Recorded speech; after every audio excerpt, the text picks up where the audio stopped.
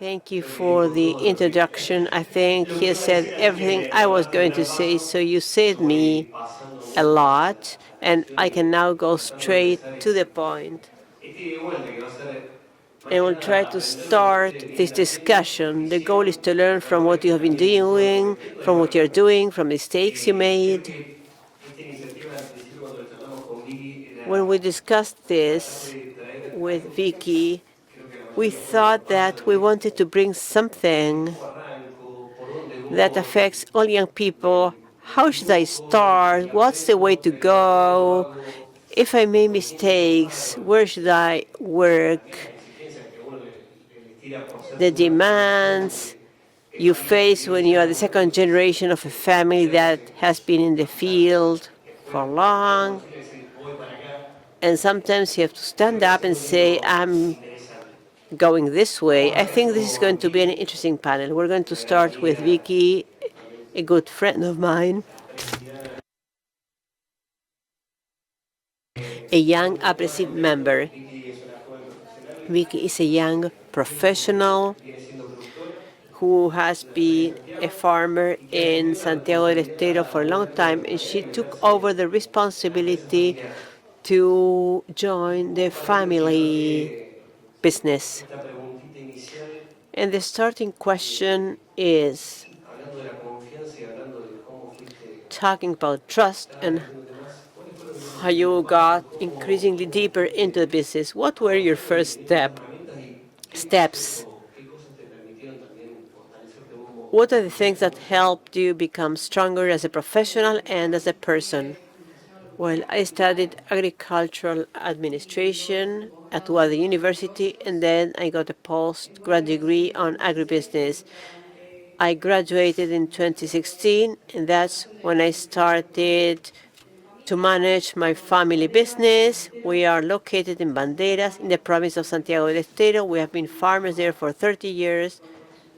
My dad went there and got his first job there, and we stayed there. And then in 2018, I took my postgraduate degree.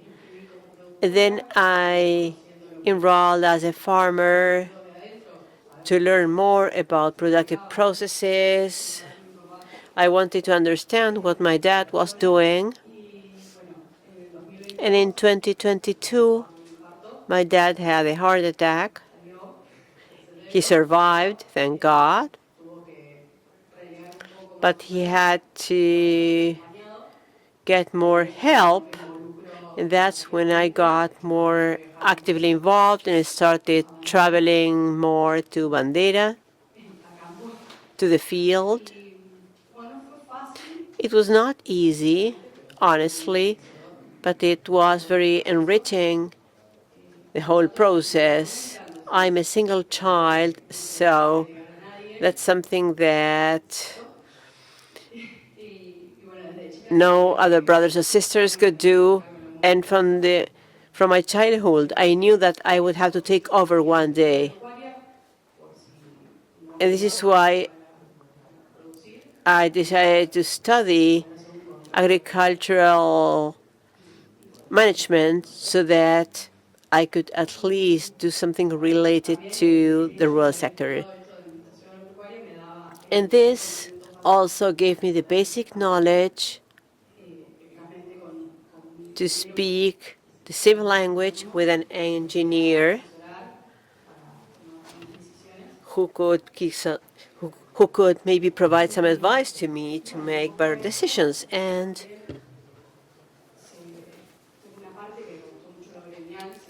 I've always liked politics and labor union stuff.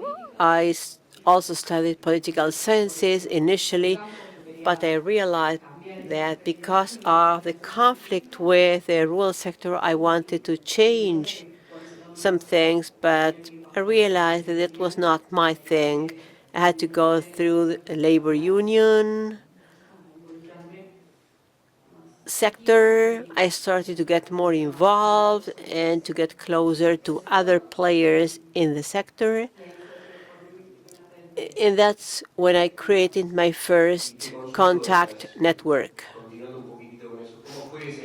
And along the same line, how important was it for you to start working in a network, to take your first steps? Sometimes you start getting to know people in the sector, and then you realize that sector is not so big. We all know one another. What were your beginnings like? Well, working with others taught me a lot. That me, for example, managing other people's times, celebrating collective achievements, and something that is quite true. Mistakes are also part of our development. That was a big lesson to avoid frustration. And we all know one another. That's true.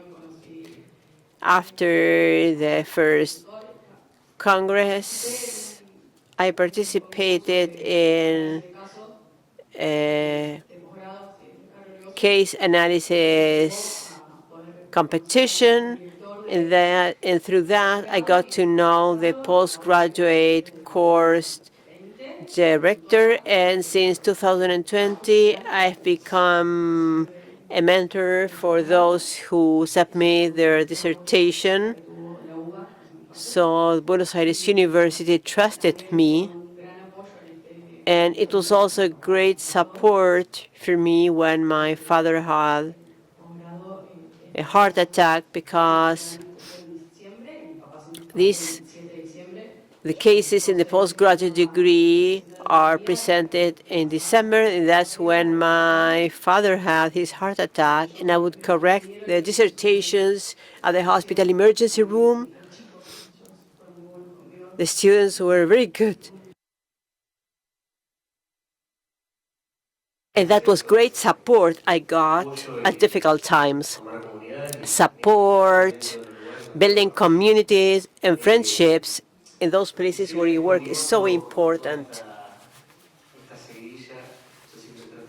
I always try to talk about people's stories. Marcela, you're a professional who started facing the challenge of joining a second generation that was already working, and you had to leverage that. What were your first challenges?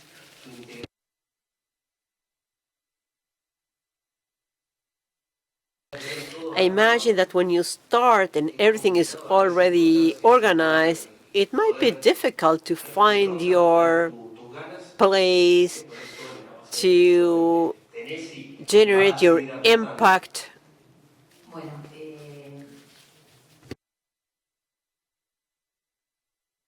That was a long question. I can't even remember how you started. Yes, I know it's a long question.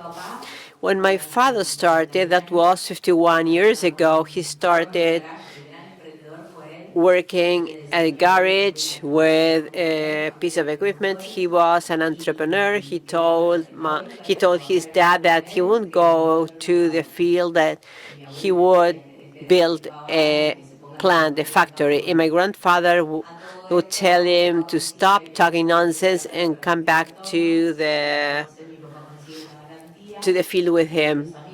But my grandfather did not give him the money to buy his first equipment, but my father got it through other means.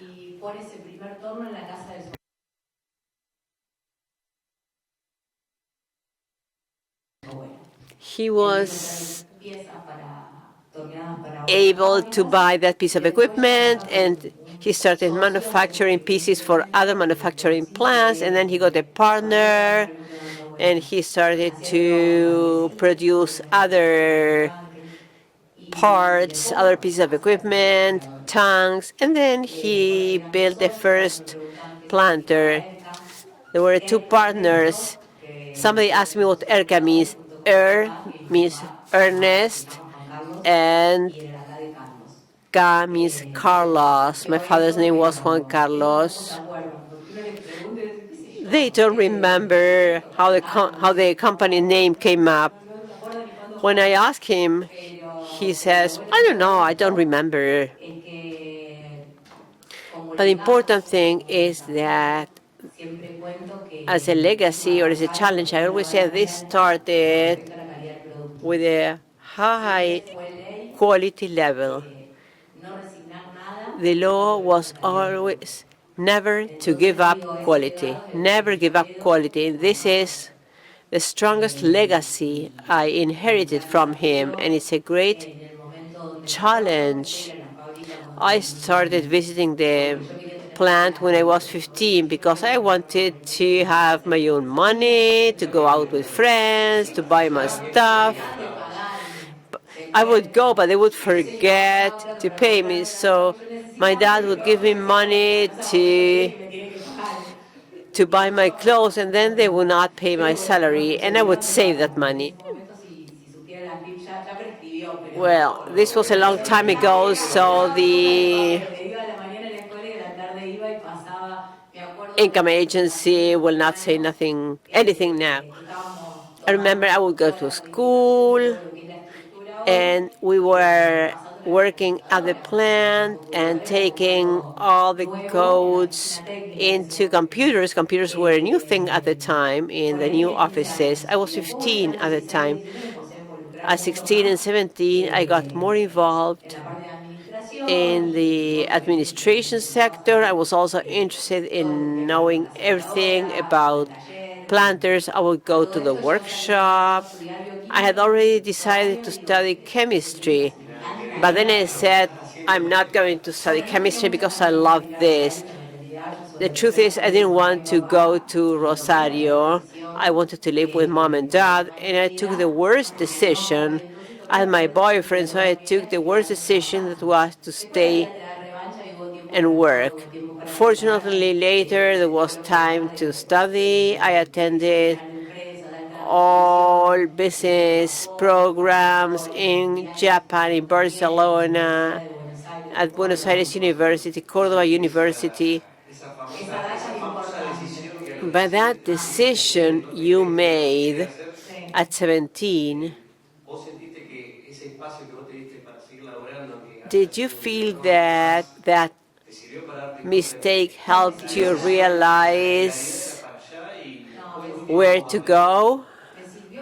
It helped me realize that my son would have to go study, and then there would be time for everything. It helped me realize that when I realized what I would have studied or what I would have decided to study, well, at 17, I was not clear about it. It's very difficult when you're 17 to decide what to study. Those who decide to study a course and then realize that that is what they wanted are very lucky. It's very difficult to decide what to study and what to work the rest of your life and where to work. I lots of things because I love what I do, and I feel I still have a lot to learn.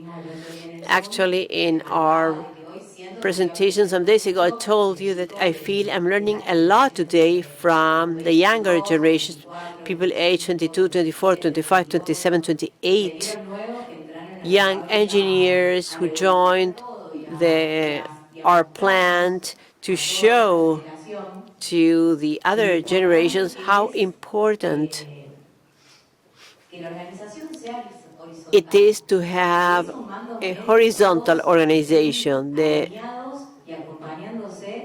middle layers should all work together, and nobody in a team should try to be better, to stand out, to be the only one, because everyone has their own positive characteristics. But the good thing is teamwork and understanding that it's great to acknowledge when a person in your team reached a goal or did something very well. And it's not them who say that, but their colleagues. In the past, imagine I lived with both generations, mine in the middle I lived a lot with a generation of the supervisors of a workshop. If an engineer would come, they try the engineer not to succeed because they thought that he would replace them. But today things are different. But I'm not sure I was aware of things at the time. I was aware that that was wrong. This is what I knew. But culturally, things have changed dramatically. I love the good working atmosphere. I will not accept that anyone shows disrespect to others. I want people to feel comfortable, to work based on goals. I want everyone to be good colleagues. There are no managers in my company. This is what we also promote from Aapresid Joven. Within your roles, we're all at the same level. Nobody is more than the others. And then each of us can lead in our excellence zones. Yes, absolutely. I love to support teams, and I try to find the time to get together with all teams. And my question to them is always, what can I help you with? What do you need? What can I do for things to happen faster? What can I do for you? Sometimes I hear people complaining about the young generations, and I think they can teach us lots of things. Sometimes I travel with the different young professionals. Sometimes I go with 2 engineers or 3 engineers. Sometimes I go with only 1 professional because I know I will have an uncomfortable discussion. And that's great. And why uncomfortable? Because if I ask him, where do you see yourself in 3 years' time? Well, first of all, do you see yourself in the company in 2 or 3 years' time? And where would you like to be? That question is difficult because the answer be quite uncomfortable. And I ask those questions when I think there is room for that question. And sometimes you see a person who is very valuable, and you say, well, if you're doing things very well today, I won't replace you. But if you can find others do your job just like you or better than you, then you will be able to go up to where you want to be. I'm pretty sure that your next step will even be better because it's about doing what you like, what you love. It's really a privilege to be able to do what you like. I have a question for you, Federico. Federico Nordheimer. I'm sorry if I pronounce it incorrectly. No, it's okay. While we were preparing this table, Josefina told me that you studied abroad. You wanted to start your professional career abroad.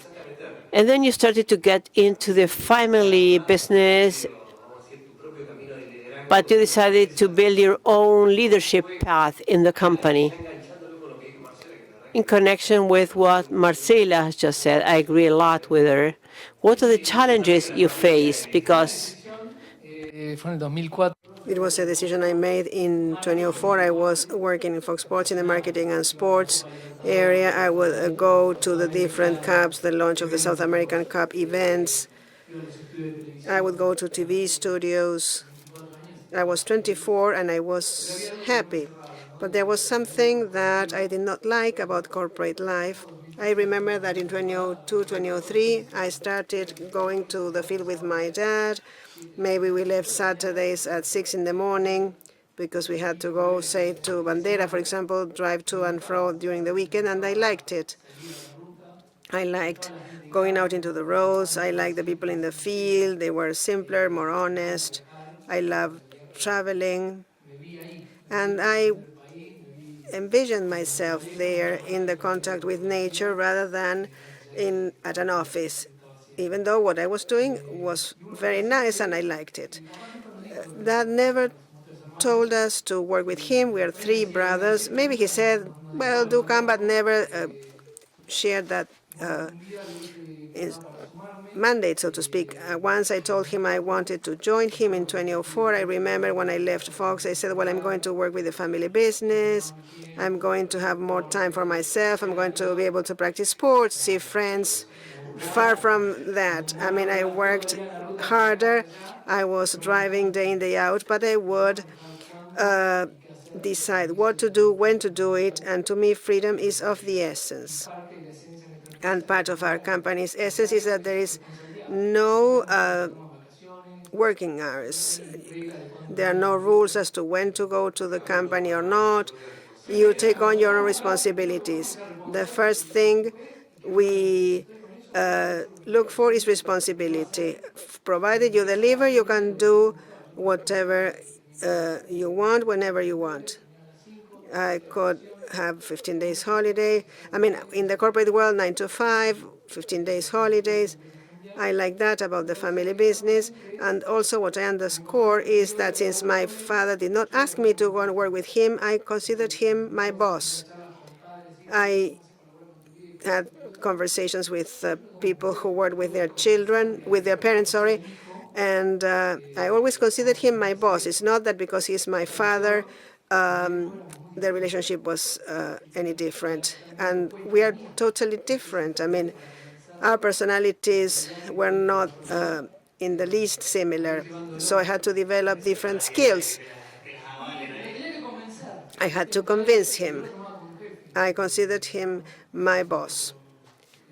That's my experience, and as time went by, I started becoming more involved, having fun. I always say that I will not have fun if I don't do it, and not only in the real estate business, but also in the field. We are agricultural, we're farmers. We are in the CREA group. You talked about mentorship and other things. The group helped us a lot. And I had no idea about this. So you value the community and sharing. You started doing marketing in Fox Sports, which is a sports channel. I knew nothing about soybean or corn or pregnancy. They were 2 worlds apart. What I enjoy the most at work is showing the field with people working there. The vast majority of people who buy land are people who have done something in that field. And I'm curious. I always ask. I tell them, you are visiting land with someone who is a leader in that. Maybe you are 2-3 hours visiting the plot in a different environment. If you know how to ask, you learn a lot. And I learned a lot from company organizations, ideas, courage, from people that I visited the fields with. And I enjoyed it a lot. And as I said, as part of the CREA group, I remember it was a time of crisis. The best thing is to be accompanied, share experiences, being with people, with groups, helps a lot.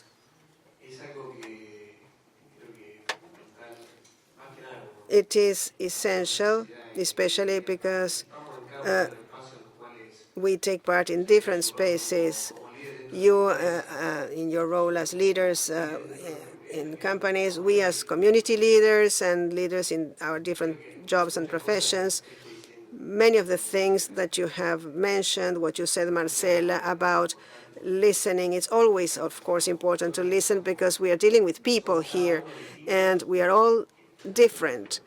And I believe that you have to exercise proactivity and leadership with all of your colleagues. What I'm learning in this discussion is that there is something clear looking forward, and it is important to integrate the people or to bring in the people who want to follow that path. So what about your opinion regarding this challenge? The fact that you have to set up your team, start to learn working with other people. You have to learn to sell, in the case of your father, sell your ideas. So what is it that you have learned, and how do you believe you have to create the teams that will work with you in any projects going forward? And maybe I beat about the bush a bit. I hope I have made myself clear with my question. Well, in my case, it's a completely new experience. I never imagined I would be in Santiago del Estero with no mobile signal, looking for a truck that got lost, being on the van, trying to identify where the truck was, performing estimates, seeing some dust in the rear view mirror and think it was the truck, but it was not the truck. I mean, I did not imagine I would be living that kind of thing.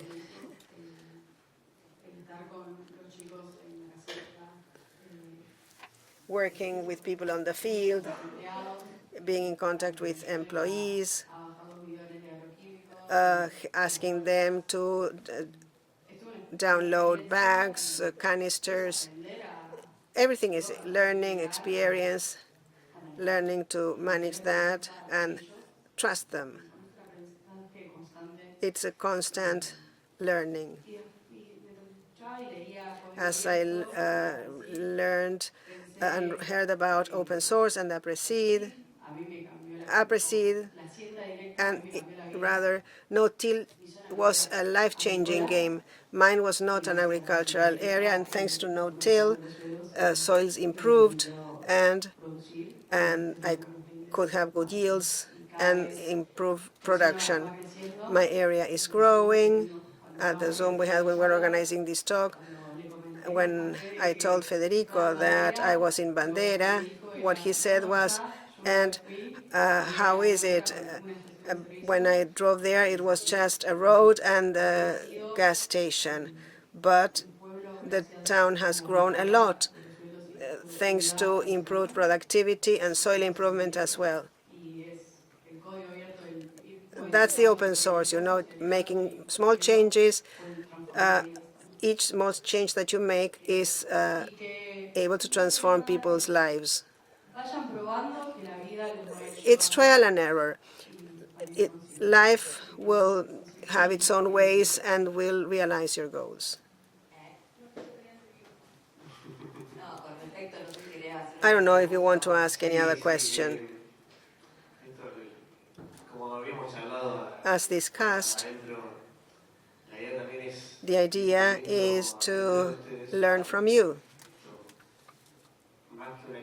Rather than the talk, this is a learning process for myself as well and for attendees. Clearly, we have been invited because we are not that young. I mean, she's the exception to the rule, but something I would like to know, and this is a question for the two of you, is the following. I'm a firm believer in that you think of something, you aspire at achieving something, you identify people who are already there, and you want to follow that lead, and you learn by doing, and you learn from mistakes. So retrospectively speaking, what things would you have liked to be told when you were starting? What things would you have liked to be warned about? When it's not that they asked me whether I wanted to, but they said, okay, do start. Are you ready for this? Do you feel prepared for this? And I was 28, but well, I was not. I felt that I had a lot to learn. Indeed, I'm 46 now, and I still feel I have a lot to learn, and I'm learning every day. I learn from customers, from my conversations with customers, farmers, contractors, this farmer-contractor mix, which we have here. This is a combination that doesn't exist elsewhere. they set a very high standard because they are knowledgeable, they are clear about what they want, what is the future in terms of technology, what they want the technology for.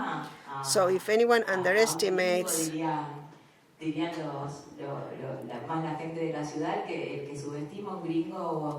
a contractor, a farmer, is completely wrong. I was listening to someone, I did not want to know who he was. He said that people in the field work 2 days a year. I never answered these things, but I had to.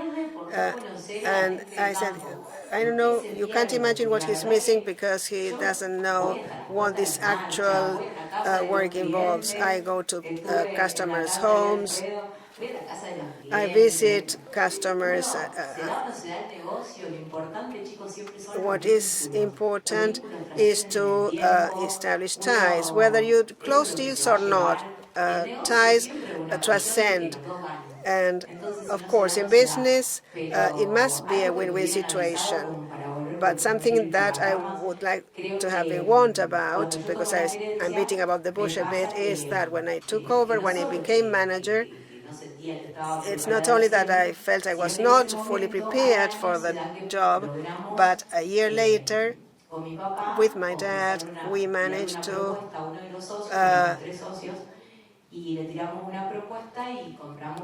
propose to make a proposal to one of the partners. We were 3 partners. We wanted to buy an additional share in the company. My father said, "Well, I'm done.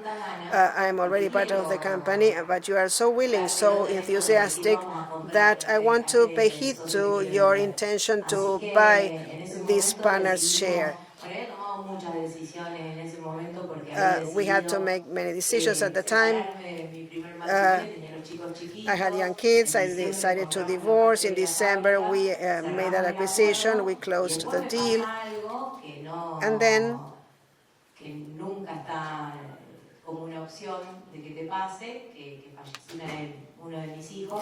one of my children died. He was 4 years old, something that you never expect to happen.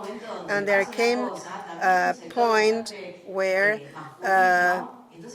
I was tired of feeling strong. I mean, people were expectant to see how I would come out of that situation. It had nothing to do with making the wrong decision or doing a wrong job. I didn't know what would happen the day after. So it meant standing up again, getting on my feet, proving that I would be able to do and cope with everything despite a broken heart. That was my biggest challenge, and I would have liked to be warned or told, or I would have liked life to teach me, and not this hard way, how important it is to stand in somebody else's shoes. At that time, I wanted everyone to stand in my shoes for a minute. So how important it is. Since then, I learned to try and understand what the other person is feeling or going through. Don't take everything personal. I mean, each person is an individual. We have our good and bad times, our pain points. Life is wonderful, but sometimes very hard as well. You have your own difficulties to overcome, and they're not 2 planes, work and family. It's just 1 plane. So don't take everything too personal. Don't make assumptions. And you must always do the most. Go the extra mile. Maybe things come up well or not, but you have the peace of mind that you did your best. So I would have liked to be told that it was so important to be in somebody else's shoes. In my case, what I would have liked to be told is not to be too demanding and anxious, and also to be more open in our discussions. Sometimes you fail to say things at the right time, and then you sort of do not convey your feelings, and when you convey them all together, you do so in the wrong way. Don't take it too personal. Speak up when something upsets you, when you are uncomfortable about something, rather than wait and say everything together later. This is the room for discussion and learning. Here we learn from mistakes and we can share them. I would have liked to be told, or maybe I would have liked to learn that making yourself heard does not mean speaking louder, shouting. It means acting upon your conviction, speaking with the truth, being genuine, doing what you think is the right thing to do. Maybe it is a personal comment. I thought I was no good for this type of activity, and being with people who trusted me and being allocated or entrusted with given responsibilities made me realize that, well, I was worth it. What mattered was doing and being committed to what you do rather than having the perfect speech. Well, what you say touches upon my personal history. There are many conclusions that I can draw, and there are many things in common. Having someone who may listen to what you have to say, do some internal work when you have to put forward to the decision makers at the time. Maybe you found it hard to be found serious, to be taken seriously, sorry, and it was a challenge. You start wondering, I am up to it, I am up to the expectations, what tools do I need? You have said something about it, but in life there's always someone who sets an example or who makes changes. It may be one or more people or situations that are important in our lives. So who was the person who constituted a turning point in your lives, so to speak? People who you are glad to have met, who helped you in that regard.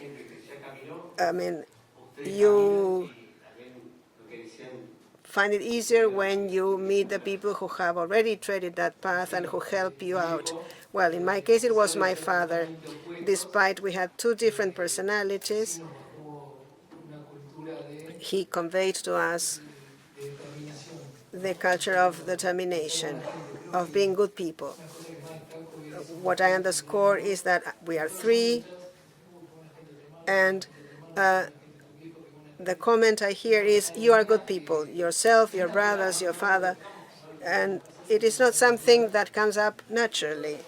And something else that I underscore is optimism. I always say that my father was optimistic. He said that would go through and overcome a situation, and he did. Sometimes optimism may be counterproductive because in bad times he would go too fast, but that determination and optimism was very important for us. My father was a lawyer.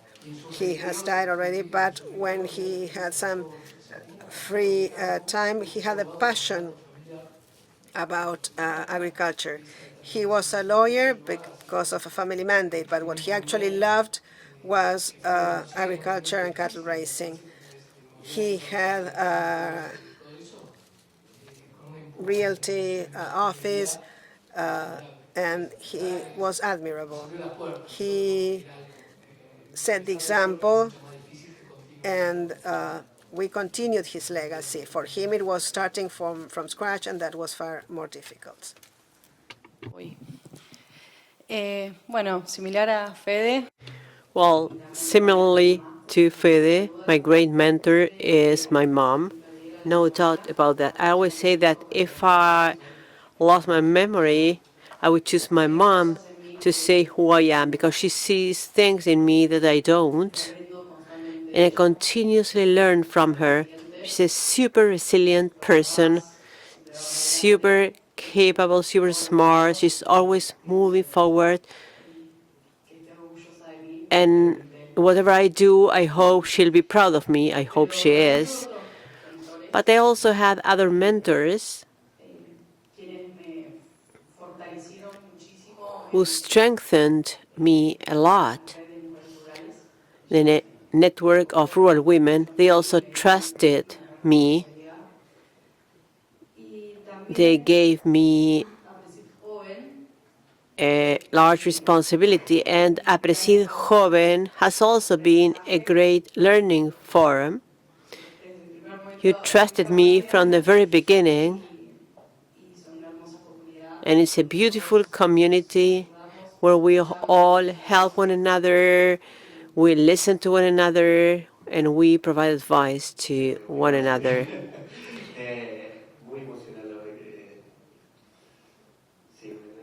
This is very emotional, and it touches my heart because I think this is something we have been building together. I started in 2023, and when you find a space where you like to be, and you said that the space was open for other professionals too. Yes, we emphasize this because both in companies and organizations, it's important for everyone to make their own contribution. Initially, there were only agronomists, people working in the field. Today there are journalists, industrial engineers. But there are some things that affect all of us. Yes, but this goes back to what we said at the beginning. Many of us are still trying to find places where we can contribute, where we can have an impact. And I think we help one another to do this and to build relationships, to make friends. And this is a philosophy. If you work on your own, sometimes you think that walking your own way, you will do things better. But then you realize that you live in a society, relationships are extremely important, and the groups where you participate, you need to show your mystic so that you can participate and you feel well about it. We have been discussing this with Vicky. It's something that affects both of us. And this is a question for you. Sometimes we young people want to just push forward and do things, and sometimes it's difficult for us to manage that energy, to take a break and say, well, so far everything is okay, but I will only go so far. And as you grow, you have your own people, your own responsibilities. But as you grow in your career, you also have more responsibilities. And as you said, sometimes you make mistakes. How do you manage this? I totally agree with this idea that if you're not enjoying it, it's not worthwhile.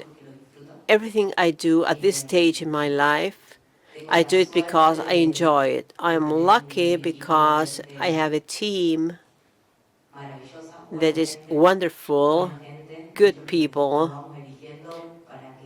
and we choose them and we select them so that everyone working at the company is committed to the company. wants to be there and wants to grow up in the company. And I love what I do. And I'm doing more things than when I was 30. My husband will always say more people who help you, support you, implies more work. It's true.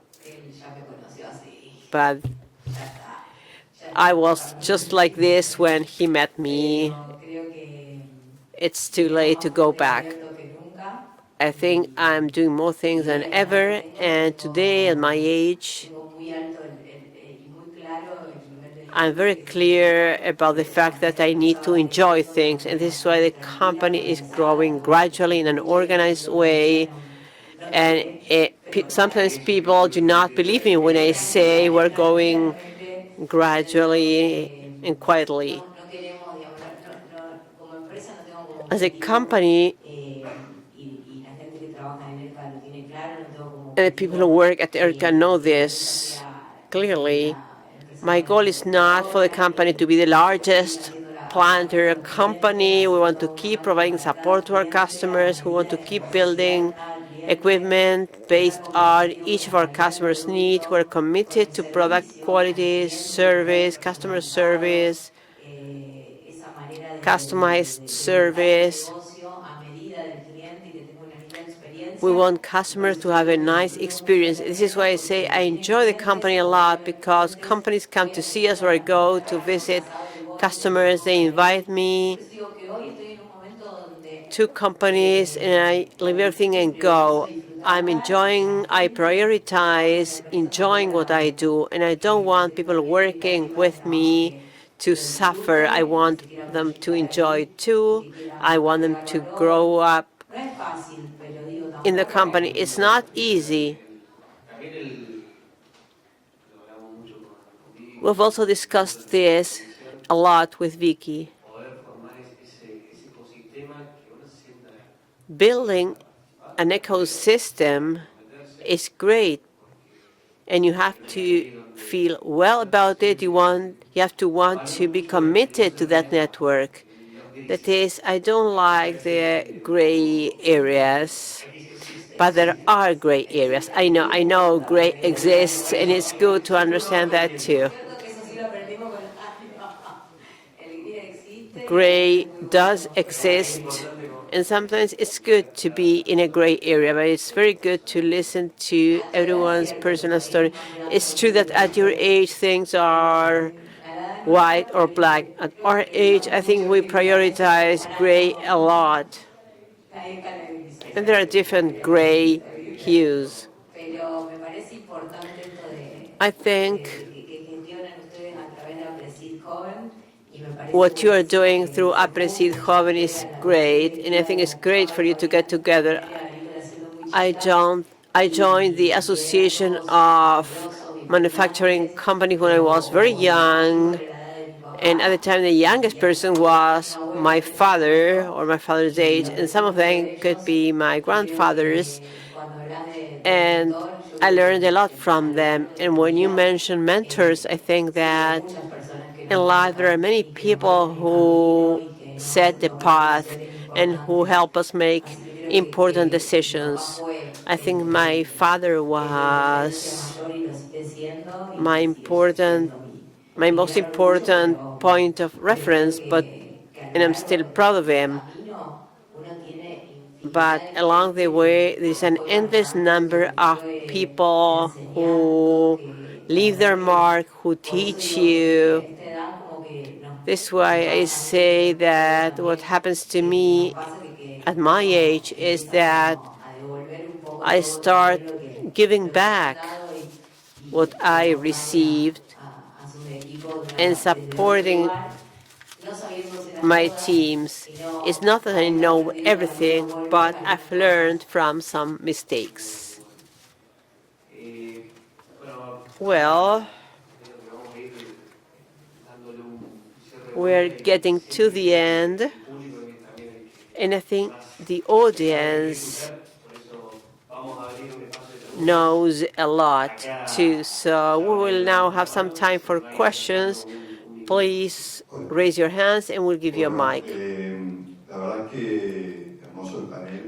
This has been a beautiful panel. I really admire the Silvi family. Knew the Nordheimer family when there were two family names, so you can tell how old I am. But the panel is a great panel, quite heterogeneous. But my question is, maybe this may be a question for Federico or Marcela. What can you tell us about the alpha generation in your company? By alpha generation, I mean our children. In a way, maybe without being aware of it, we got a legacy that you have taken up in a way. What can you say about your children, the alpha generation in your companies? Well, it's so nice to see you. Same thing about the singer who's there with you. I think it's a great question because it's a completely different generation. It's the generation that implies much more effort. If these children get tired or don't like, or if there's something they don't like, they will just go and plant kiwi somewhere else. But it's great because I think it's a big challenge to keep them motivated. I think that what motivates them the most are projects, meeting objectives,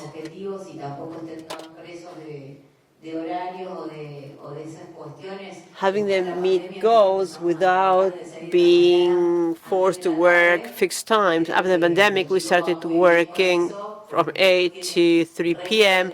And I think the young generation likes that because after work they have lots of time to do things, and that motivates them to work. I think culturally, things have changed a lot. In the past, if you worked later, that meant that you were committed to the company. Why would they stay working so late? They had no personal life. And I would also stay late because I thought that was a way of showing commitment, and I would work late while I could do things the following day. This has changed a lot, and I think we have changed together with this generation, which is not the alpha generation. I see my son. I think there is a little bit of everything. As in every generation, you can find everything. But there are many young people who are worth a lot, and we have to learn from them. And we have to try and learn how we can motivate them, how we can get along with them. There are many young people who are very well prepared. Personally, I have a team of engineers. I think 60% of the team members are 23 or age 22, 23 to 25, 26 years old. Men and women. I love mixed teams. I think very good things come out of mixed teams. The working atmosphere changes. The girls working at the plant who lead workers, they are very much respected. That also implied a cultural change. Today we have female welders or female washers in the painting sector. This has opened up our minds quite a bit. In the past, we'd have 10 industrial engineers, and out of those 10, 8 were men. And I wanted a woman because I wanted to have a mixed atmosphere, and it was very likely that I would like the men more because there were more men than women. But I was trying to say, well, don't tell me anything about those 8 men. Tell me about those 2 girls, because that's a way in which you can start generating a different culture. This was unthinkable in an industrial plant, in a planter manufacturing plant. It was unthinkable to have so many young girls at the plant. There are many employees who are 23, 24 years old, even 27, 28 years old. I will tell them common sense and you will get very far. Don't think that you will know everything tomorrow or the day after tomorrow, because it's impossible for you to learn everything overnight. And I see them working very enthusiastically. I love this generation because they're not prejudiced. They just push forward. They like being part of a team rather than standing out. I like this young generation quite a lot. I agree. I think these are the rules of the game. You have to adjust to what's coming, and the young people are part of the new game. And I agree we have to make the most out of them because they have different way of thinking, they have different way of managing technology, so they're absolutely welcome. And as to pressure, sometimes you have to let them hit the wall, that is, make mistakes. That's a way to learn. And sometimes you see they're about to make mistakes, and you just let them make the mistake, and they will respect you more after that because they will realize that you told them not to do that. But I think their mind, the way of thinking, the way they manage technology is great, and everyone has something good to contribute. We just have to try to identify that. As I usually say, have fun. There's another question back there.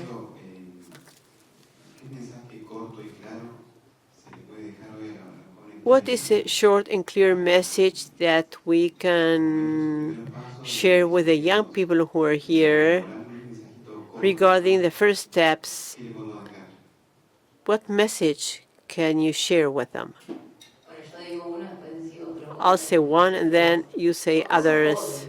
You are young. She's the youngest.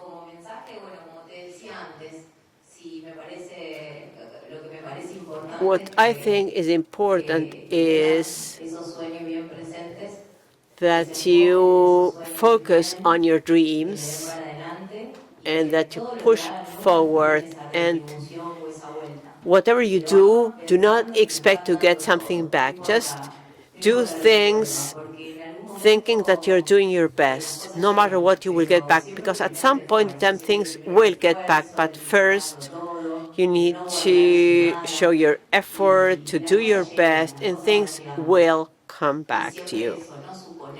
And do not assume, do not take nothing personal.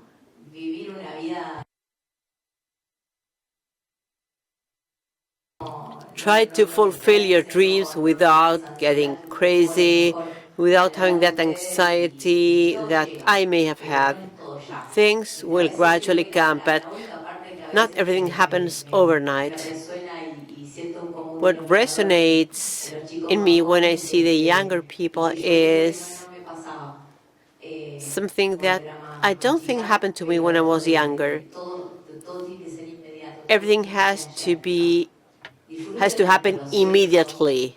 I don't agree with that. Enjoy the process. Do your best, whatever you do, even if you're not where you think you should be, because you will get there. My message was quite similar to what Marcela said. This quote is not mine. It may take some time, but you will get your reward.